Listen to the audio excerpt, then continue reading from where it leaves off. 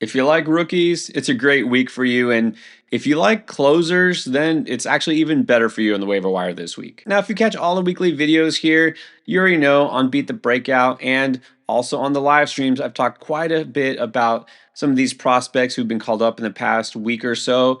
So I'm just going to run down the ones that I think are your top priorities in any league if they're still out there. So, we got to start with Nick Kurtz. He's the big name. He's already been picked up in almost half of all Yahoo leagues.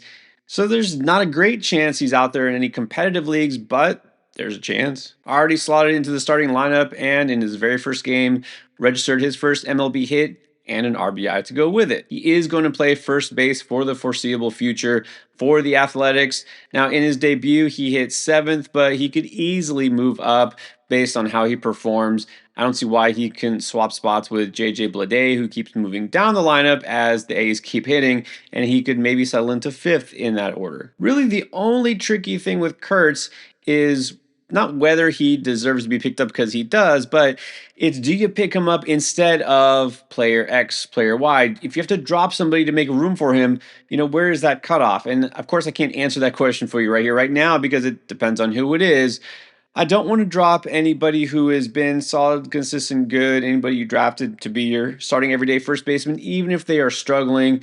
But realistically, there's probably not that many players who aren't those obvious studs who have the upside of Kurtz. Again, nothing is ever guaranteed with rookies, but man, Kurtz definitely has a great shot to contend for Rookie of the Year. And in fantasy, the best strategy always is just go for the talent, pick up the good players, whether you need them or not, and then figure it out later as you go. You can always make some trades, and guys get hurt all the time. That's why, even though I'm not necessarily looking for somebody to fill a spot, if I'm eyeing Luke Keyshaw, I'm just picking him up because I want him on my squad. And this is a great opportunity to improve your offense, because while all eyes are on Kurt, and again, rightfully so, a lot of hype around him, a lot of hype on Chandler Simpson because of his speed, Keyshaw isn't somebody who's quite of that stature in terms of his prospect ranking. I mean, he's the Twins' third prospect, but still, he's just not as big of a household name, even for those who follow prospects.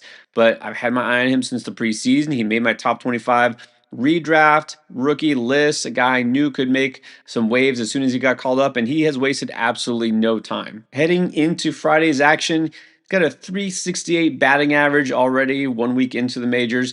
And everyone's going crazy about Simpson's speed.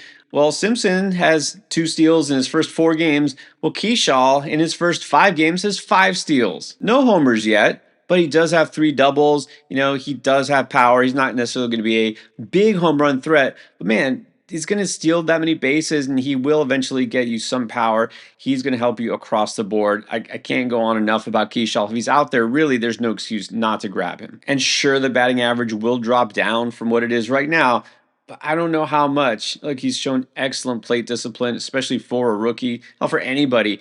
A 4-2 walk to strikeout rate so far, double the walks than strikeouts. Again, I know, small sample early, etc., but usually it's the beginning when rookies struggle to figure out MLB pitching. He is not struggling whatsoever, and they've already got him batting third in the lineup. So I'm not sure if you got this message yet, but if he's out there, pick him up. And Agustin Ramirez, catcher for the Marlins, is looking like a very strong ad, bordering on must add after his debut. In his first 2 games, gone 5 for 6, and he got an RBI and stole a base. He's definitely got the offensive prowess and the skill set, a little bit of power, but also surprisingly, a little bit of speed for a catcher. And what's nice, even if you say, well, I don't need a catcher, he actually qualifies at first base already as well. Now, the one thing I did caution to keep your eye out for, is he going to play on a near everyday basis? A lot of catchers just don't, because it's demanding position and being a rookie. And it's not like the Marlins have anybody really blocking him. In fact,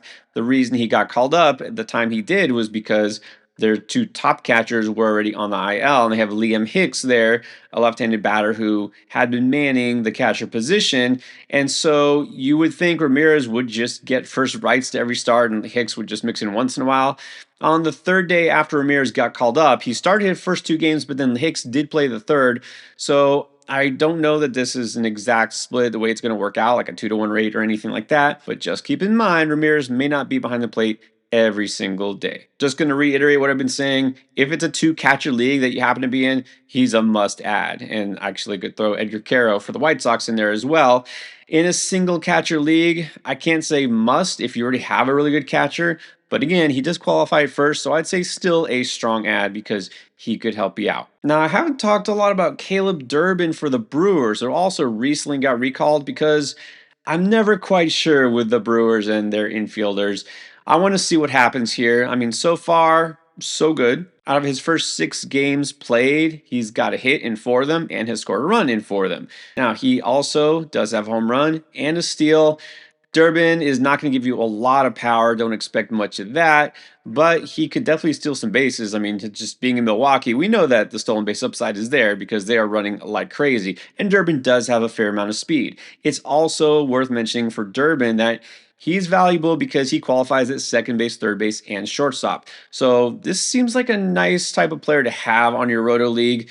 But I'm always cautious, like I said, with the Brewers. They never seem to really settle on anything permanently until they have no choice. So I want to see exactly how consistent his playing time is. And in fact, on Thursday, he didn't start. It was Vinny Capra at third base. So I do want to keep an eye on Durbin. I think he's still definitely worth picking up in your deeper leagues. But keep in mind here, they just don't seem to have a long leash with any of their young players. Now, if you're looking for a utility type player who has that upside and is definitely proven himself, I think it's Tyler Fitzgerald. He had a really, really strong second half of the season, and that's probably understating it. He was one of the better fantasy players of all in the second half of last year. Kind of came out of nowhere, and so a lot of people just didn't buy it. I mean, he wasn't even drafted in a lot of leagues this year. Didn't get off to a great start, but interestingly enough, he did talk with one of the legends of the San Francisco Giants. It's Barry Bonds. Had a little chat with him about getting his swing right. And honestly, it has worked since then. Fitzgerald is heating up again. Got his batting average to 301 heading into Friday and got 12 runs scored, 5 stolen bases. He does have a little bit of pop. I mean, he'll hit some home runs as he did last year, but definitely will steal some bases. Fitzgerald likewise qualifies at multiple positions. This is maybe time to finally buy into the fact that he can be a consistent contributor. And so Fitzgerald really belongs on more fantasy rosters. People are catching on now. Fitzgerald's roster rate is finally over 50%, but he is still out there in probably way too many leagues. All right, then now let's get to the Gavins. That's right. Pair of Gavins starting with Sheets. That would be Gavin Sheets, formerly the White Sox, and now, mercifully for him, with the Padres. Now, this looked like a guy who might just be a platoon bat at DH. He had some nice streaks last year where he would go on a little power surge and then disappear. Really hard to get any consistency going or anything at all going when you're in the White Sox. But look, so far, he's looking pretty good in San Diego. Now, he had a really strong first week and then kind of went cold and missed a couple of games. So anywhere he was picked up, he was dropped. But now I think people are starting to buy in again because he's back at it. We're almost a month into the season. He's got a 309 batting average, 3 homers, and 12 RBIs. And what's nice is to see that not only because he's earned it, but because of the Luis Arias injury, he's moved his way up to the top part of the lineup. That's pretty nice considering how good of a team the Padres are and some of the star power they have hitting around him. Guys like Tatis and Machado. I mean, I don't know how long that will last, but still, there's going to be plenty of RBI opportunities for him. The StatCast numbers are strong throughout. He's showing better plate discipline. He is definitely hitting the ball hard. There's no guarantee this lasts the whole season, but again, he doesn't have to be on your roster all season. Pick him up right now while you can and make the most of it. And then let's throw in Gavin Lux, who you might recall is with the Reds this year. Now, I was all over Austin Hayes last week and still am, but got to give some due to Gavin Lux as well. He has been red hot. In fact, he is now coming off a 9-game hit streak. That brings his season average to 316. He's got 12 RBIs and 10 runs scored. Now, what we're not seeing is much in terms of homers and stolen bases just yet. But we know he's got power. He showed that with the Dodgers a little bit, and he can steal.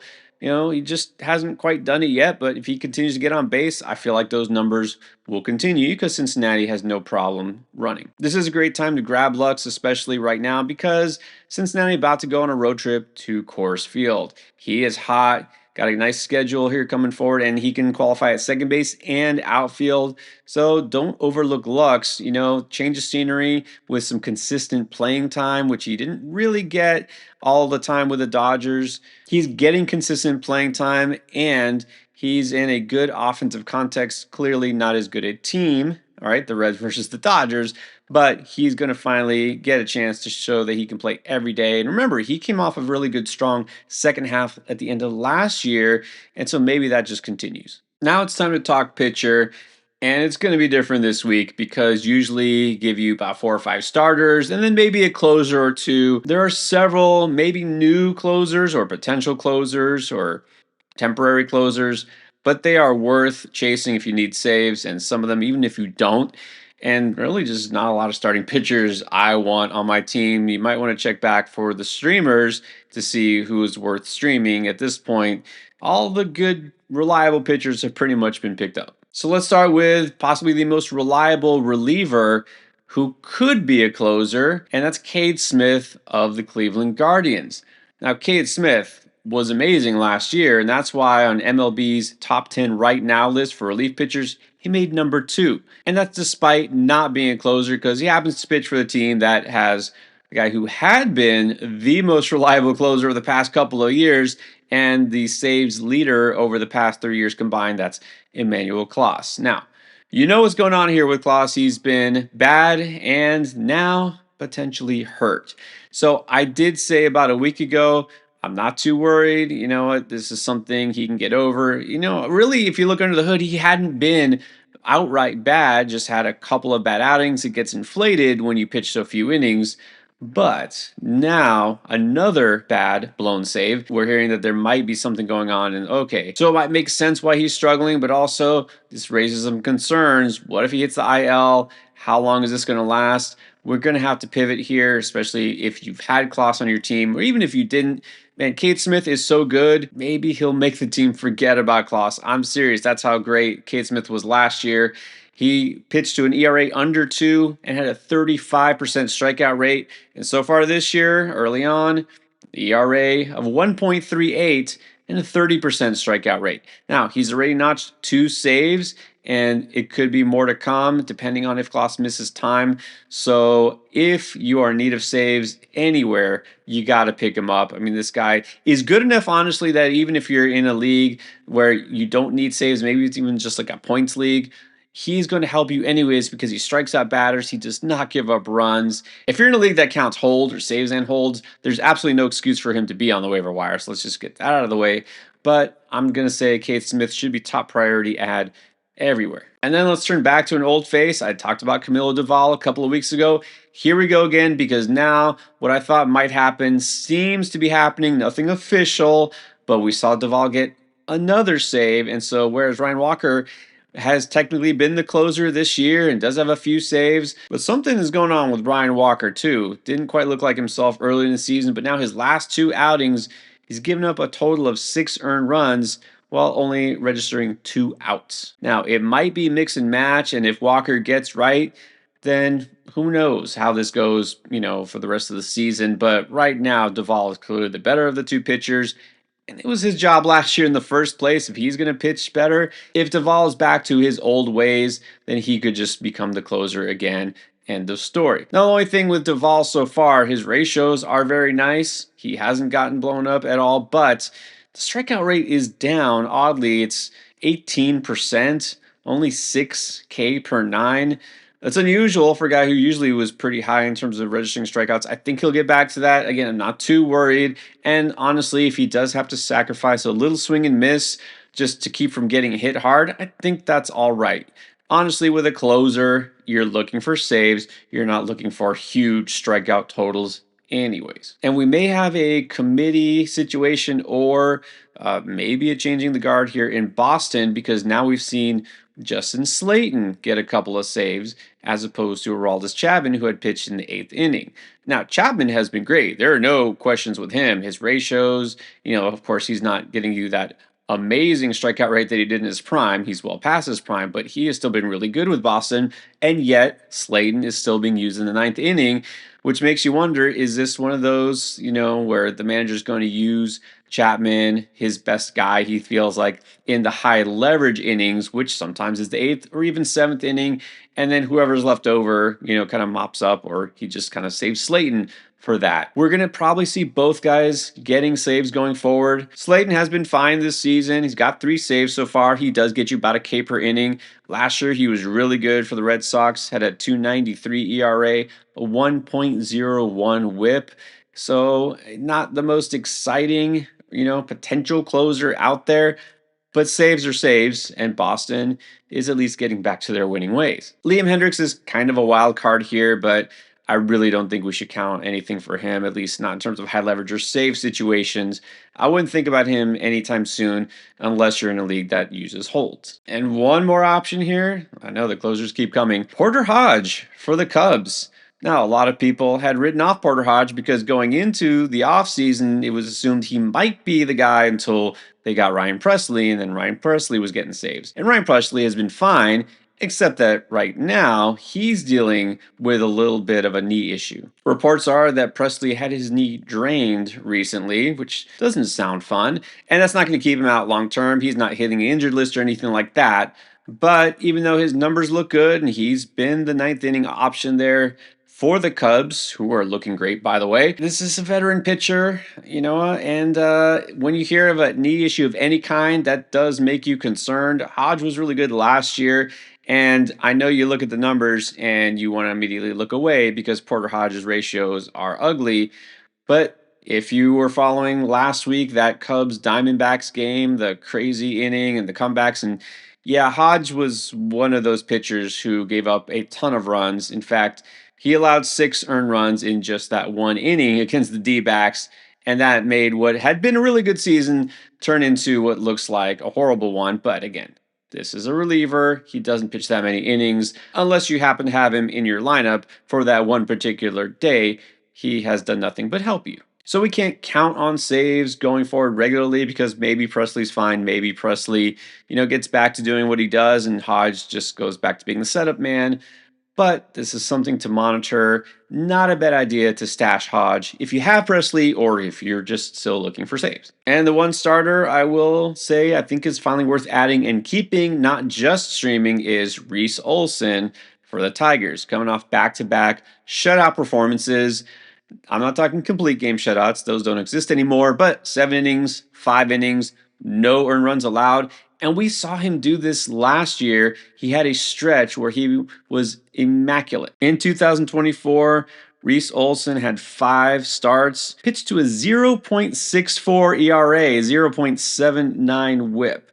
That's as good as it gets. Olson doesn't blow hitters away, not going to get you insane strikeout rate. Right now, he's getting back to about a K per inning. His K percentage isn't great, but it's solid. It's about league average. But again, last 12 innings with a shutout ball, 12 strikeouts. So he'll be fine there. He's not going to hurt you in that category. I think with the schedule coming up, he's got 2 road games, one against the Astros, one against the Angels.